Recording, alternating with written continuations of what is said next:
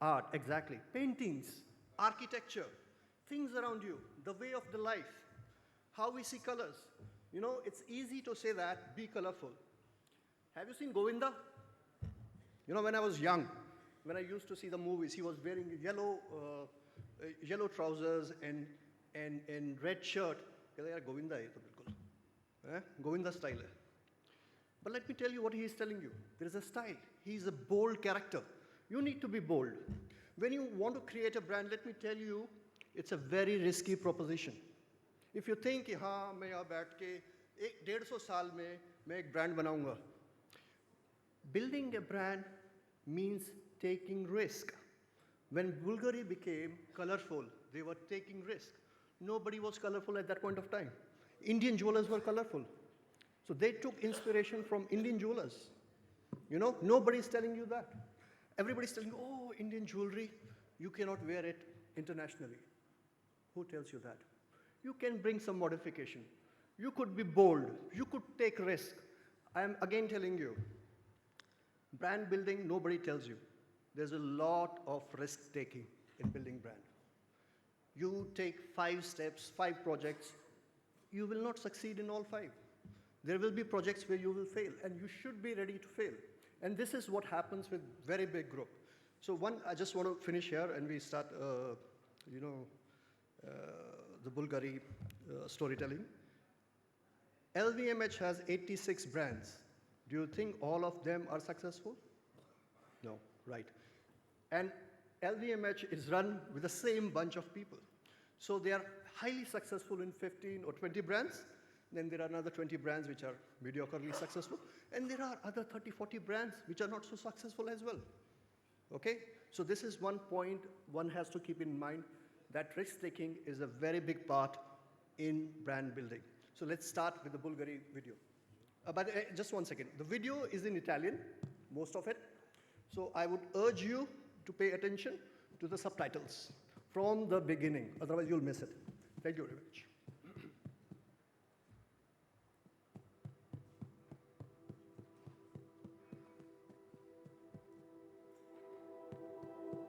Il gioiello moderno è stato inventato dagli indiani, a mio parere. E gli indiani erano pieni di colore, avevano dei gioielli di tutti i colori. Ed è forse il popolo che più amato, più ama i gioielli. Se lei vede certi quadri indiani, no? Ci sono anche gli uomini che sono pieni di gioielli, no?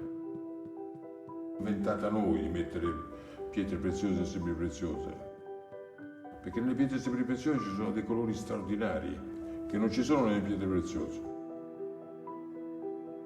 In Bulgari il DNA è la pietra colorata, di avere un feeling proprio con le pietre di colore, e non a caso questo tavolo è pieno di pietre colorate, e tanti clienti mi dicono: voi fate delle cose meravigliose che nessuno riesce a fare, combinazioni di colore strane, azzardate se vogliamo, però molto belle. È una cosa che ho imparato dal signor Bulgari. Quando vedo una pietra, a volte prima la tocco e poi la guardo. E quindi sì, è vero, anche i diamanti, lui spesso li tocca senza guardarli e poi dice sì, mi piace o no, non mi piace. E faccio la stessa cosa anch'io. The gem is going to represent the soul, the spirit of that jewel. The gold part, the metal part represent the body, which is the skeleton, the structure. Through the gem, you will appreciate the concept, the passion that is inside that jewel. Roma per me è una fonte di ispirazione di colore, sempre. Il colore del cielo, il colore dei palazzi, l'insieme. Just by walking down to Piazza Navona, it's so easy to find a line, a specific stylistic motif.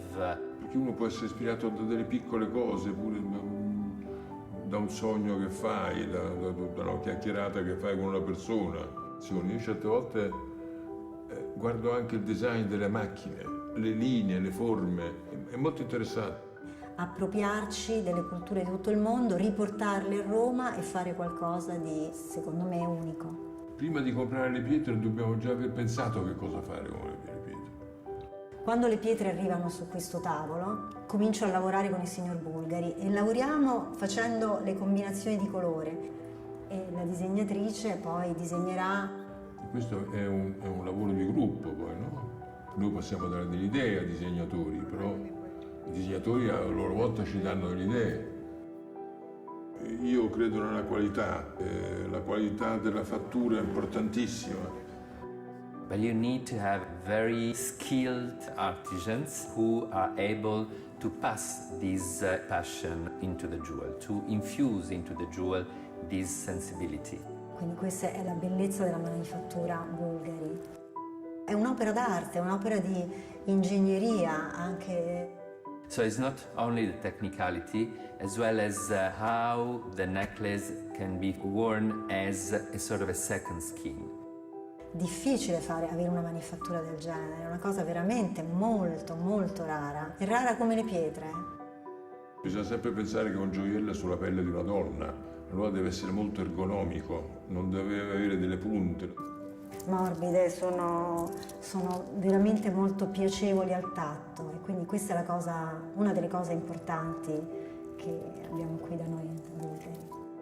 Beside the technicalities, another extremely important topic since the very beginning was the heart, so the passion, the sensibility.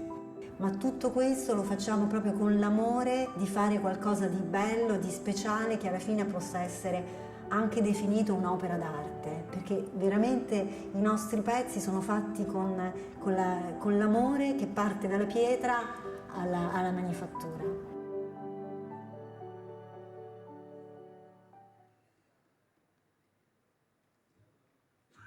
Thank you, Amit. Thank you. Thank you very much. Thank you. Fantastic videos. Really thank you for your time and efforts. Now, our next speaker who's going to have a presentation is Mr. Sachin Jain. I would like to invite him on stage. Welcome, Sachin. Thank you, Anil. Hi, Anil. I'll just say 2 sentences. Sure. Under Sachin's leadership, he and his team has done a fantastic job of promoting diamonds as a category. He is not just pushing the sales part, but he has been involved in educating not just the customers, but the trade as well. He has taken his retail partners to Cambridge. They also recently had a course in Shanghai in association with London School of Economics. So he is going to share with us how Forever Mark has used technology and digital medium to reach out to the new segment, which is the youth, the millennials as they call it. Over to you, sir. Thank you, Anil. Thank you very much. And thank you, Anil, for giving me the chance to share my views with this esteemed audience and really to be part of this very esteemed panel. Thank you very much. I mean, we've been hearing some very inspirational stuff since morning, but there are few points that Anil has tasked me is we'll of course have a big discussion around how brands are created, and that I'll leave for the panel. But I'm given a task to bring the connection of retail with storytelling, the connection of technology with storytelling, and I'm going to stick to that. So, we keep having this discussion about millennials. Aap logon ne shayad suna ho millennial, and I can only tell everybody here that it is not a buzzword anymore. By 2020 July, 1st of July 2020, 70% of India will be millennial or younger. So, agar hame lagta hai that millennial is something that doesn't consume jewelry, perhaps we don't need to focus on, I think let's rub that thoughts. Let's get prepared to talk to them in the language they want to get talked. Amit just shared some phenomenal videos, but also the extent of how they're consuming that media, how that's evolving. And I think fundamentally, really speaking and truthfully speaking, the issue is not about A jeweler or A brand versus B brand. It is about us as an industry versus the retail as an industry. And the fact is that consumers more and more are becoming, one, less brand loyal. They're also becoming less category loyal. And that's a very important thing because they don't really care what they're interested to buy. And more, we need to know their language, we need to know their minds and work around them. There was a reference Anil made about Levers, and the CEO of Levers actually is my mentor. So he's training me on certain things. And it's very interesting to look outside of a world and how they look at businesses. And there's a very, very common word or a terminology that's happening across the industry, apparel, FMCGs, and they call WADC. And we don't even talk about it actually, and we're lucky in some manner. There's a whole discussion about what Amazon cannot do, and what do we as a retailers can do. And there's a whole discussion about You need to bring meaning, you need to stand for something, and you need to leverage on your retail standards. You need to leverage on retail as an industry. And I think we are far untouched from this whole Amazon buying world yet, but it's coming, my friends. And Amazon is actually the second largest search engine after Google. So consumers are actually going on a platform where products sell to search, and a lot of things are changing there. But it's important to understand the language and work around it. And what I'll do is, in a quick snapshot, I'll touch upon just few things that we're doing on retail, where storytelling is the angle, where technology is the angle. So just to give you some angle, we launched this collection called the Tribute, which is a set of 30 rings, but we encourage consumers to make their own stack. So my stack could be different than your stack could be different than the third person's stack. So what we have done is, we've used this very simple technology where consumers can customize their own stack, upload it on social media, their life, and how they're engaging with their family and friends. Something very simple, but working extremely well. This is the most important selling category for us. Gamification. Now, we need to wear a hat of a retailer, not always a hat of a jeweler. That's a changing atmosphere. So how much time per customer is getting spent on the floor? And different things are happening on how you can do a storytelling better, how you can bring in technology. And we put these gamification games around in some of the stores. We put our storytelling tools in the stores. And believe you me, when you talk to customers, they love to touch a screen today than to talk to a human being. So, with all the world that we have around us, all our phones are touch technology and everything. So these screens with content, which is storytelling, and getting them to engage is really helping on the retail. There's, we do a lot of displays around holo boxes. Again, enticing consumers to come out, touch, feel. Let them do it. Let them interface with our product. Not necessarily, it's not a one-way street. We want them to engage with technology and use these sort of holo boxes and other sort of technologies that we do. Now, something like this is an interactive jewelry box. Very simple technology, but put on the floor, get them to engage. And why I'm just showing this to you is really, encouraging all of you to say that, you've got to try something new. Try something small, but this whole belief that we always had that what's worked in the past is going to work in the future is perhaps not correct. We got to make that start and build this muscle, trying new things. And we better do it because the world is doing it and the consumer is engaging in that manner. I think all of us are really unique people in the sense we have this gift of Mother Nature to represent. Do we do the storytelling in a good manner? Perhaps yes, perhaps not. I mean, at times I go to the stores, and the biggest tool a guy behind the sales counter has is a calculator, and he's willing to give you a discount. And that's not good enough. We need to tell about these miracles of Mother Nature.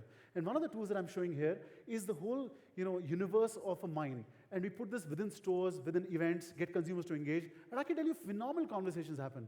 And when you put this, it's a representation of mind, what mind is and what it does to the world. At times I ask the consumers, what do you see?